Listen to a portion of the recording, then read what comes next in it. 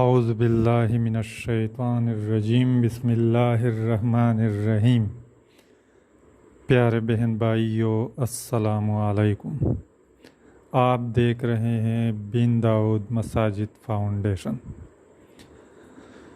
ناظرین، آج جو ویڈیو ہم آپ کو پیش کریں گے، جو وظیفہ لائے ہیں وہ نیک و صالح اولاد کے لیے ہیں۔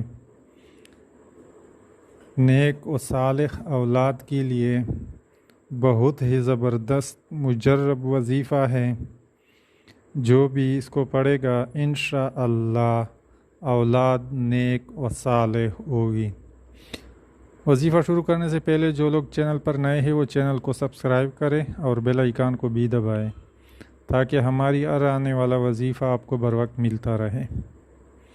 تو چلو شروع کرتے ہیں آج کا یہ وظیفہ۔ جس کی اولاد نہ ہو، یعنی جو بے اولاد ہو اور وہ چاہتا ہو کہ اس کے اولاد نیک ہو، صالح ہو، تو وہ نماز عشاء کے بعد روزانہ 313 مرتبہ یہ آیت پڑھے۔ بسم اللہ الرحمن الرحیم۔ ربی لا تذرنی فردا وانت خیر الوارثین۔